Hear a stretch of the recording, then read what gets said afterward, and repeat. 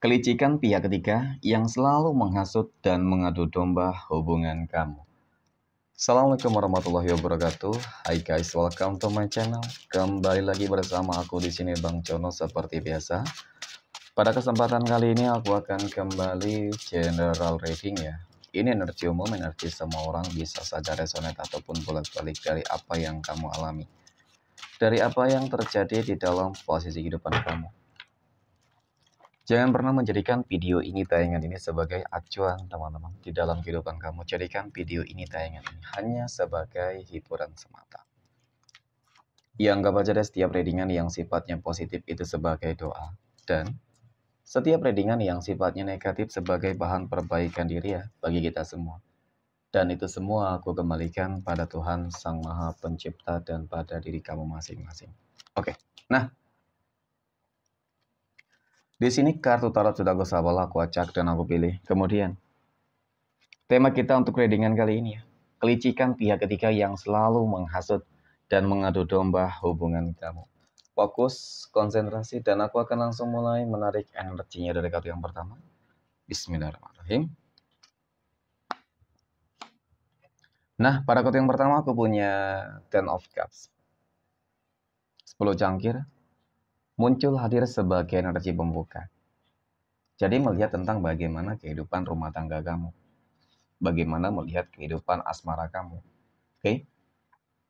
Mungkin semuanya terlihat awalnya sangat indah, ya. Awalnya sangat harmonis, awalnya sangat baik. Dan bahkan kalau dikatakan hampir semua sudah didapatkan gitu. Ya. Berjuang dari titik nol hingga sama-sama berhasil, tentu itu sesuatu hal yang sangat luar biasa, ya, sebuah mukjizat, keajaiban yang terjadi ketika memang selama ini benar-benar penuh dengan perjuangan ya. Oke, selama bertahun-tahun penuh dengan perjuangan. Ya, jadi memang melihat tentang bagaimana track record di dalam hubungan asmara kamu, ya semuanya terlihat baik, ya. Semuanya terlihat positif. Dia perhatian, pengertian, oke, dan orang yang penyabar ya, penyayang jelas teman-teman, ya.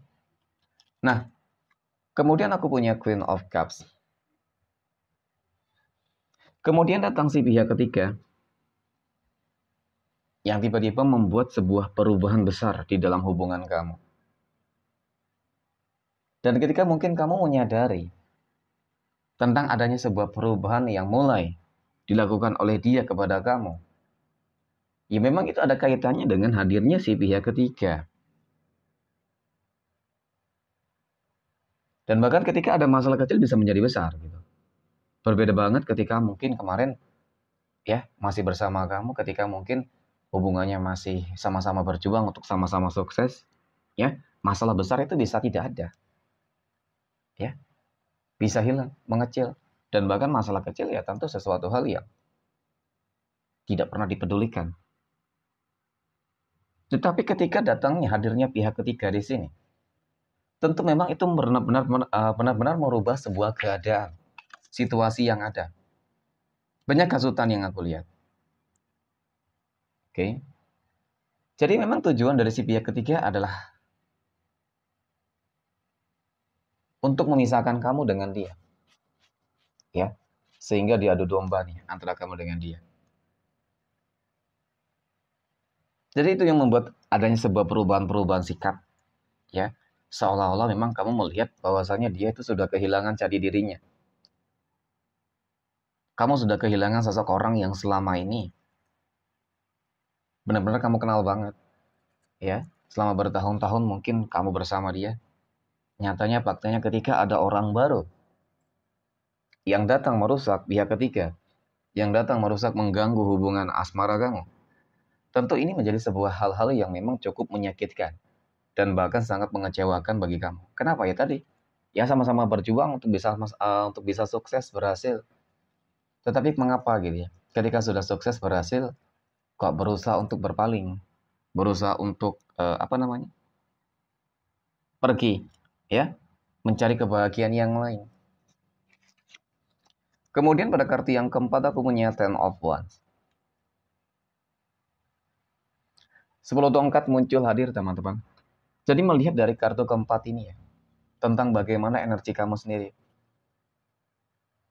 Tidak dapat dipungkiri ya, secara visualisasi memang ini menjadi masalah besar, beban besar di dalam kehidupan kamu, ya, secara personal, secara pribadi. Dari kartu keempat ini juga menggambarkan tentang bagaimana kelicikan dari si pihak ketiga itu, ya. Si pihak ketiga itu memang ternyata hal yang ingin dia dapatkan adalah harta. Harta tahta. Oke, harta dan tahta. Kedua hal tersebut. Jadi datangnya pihak ketiga di sini memang menjadi sebuah biang, ya. Biang masalah di dalam hubungan asmara kamu ya, teman-teman. Jadi ini yang membuat kamu bingung mungkin ketika kamu tidak mengetahui ya mengapa dia berubah sikap, ternyata ada pihak ketiga di sini. Oke. Dan memang dia selalu saja berusaha untuk menghindar. Dia selalu saja berusaha untuk mengelak terhadap apa? Argumentasi yang mungkin kamu miliki. Mungkin sebagai pasangan secara intuisi, feeling, firasat, dan bahkan dari mimpi-mimpi kamu sudah menggambarkan hal yang demikian. Ya, meskipun belum terlihat dengan mata kepala kamu sendiri ya, artinya mungkin kedekatan mereka ya, teman-teman, hubungan mereka pernah bertemu secara langsung. Tapi mungkin dengan beberapa bukti-bukti yang pernah kamu lihat, itu sudah cukup membuktikan dan menunjukkan tentang kedekatan mereka. Ya bisa jadi dari chatting, ya dari WhatsApp, panggilan telepon kah, ataupun beberapa orang yang pernah mengetahui melihat mereka bersama gitu ya. Nah kemudian aku punya diingat men. Lalu apa yang harus kamu lakukan ketika memang si pihak ketiga ini pandai di dalam mengadu domba dan menghasut dia untuk pergi meninggalkan kamu, teman-teman. Ya, untuk terus memicu yang namanya sebuah konflik. Jadi seolah-olah memang kamu di sini yang dikambing hitamkan. Mungkin awal proses kedekatan si pihak ketiga ya dengan dia itu karena awalnya mengadu domba kamu nih. Kamu dituduh selingkuh, ya, kamu dituduh hal-hal yang nggak benar, melakukan hal-hal yang macam-macam. Jadi kamu dikambing hitamkan. Jadi seolah-olah si pihak ketiga itu ingin mencari sebuah simpatik, menarik sebuah perhatian dari dia, ya. Dan kemudian mungkin yang kedua karena selama mungkin terjadi sebuah konflik antara kamu dengan dia, ya masalah dan kemudian pihak ketiga itu datang gitu dan semakin membuat situasinya semakin panas. Nah, inilah ketika salah di dalam apa ya? Menceritakan sebuah masalah kepada orang yang tidak tepat, ya. Dan di sini aku punya The Emperor. Terlihat loh sebuah perubahan itu cukup nyata karena adanya hasutan, ya, karena adanya apa namanya? Karena kelicikan ya, diadu domba oleh pihak ketiga. Apakah masih berpeluang berpotensi? Masih ya teman-teman.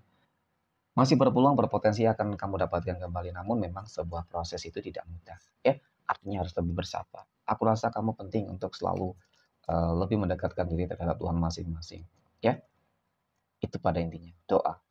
Ya, kemudian mungkin untuk yang muslim kamu harus lebih memperbanyak salat taubat dan salat hajat. Ya, insya Allah ketika itu terus kamu lakukan secara berturut-turut teman-teman, maka sesuatu hal yang hampir lepas pasti akan kembali kepada kamu.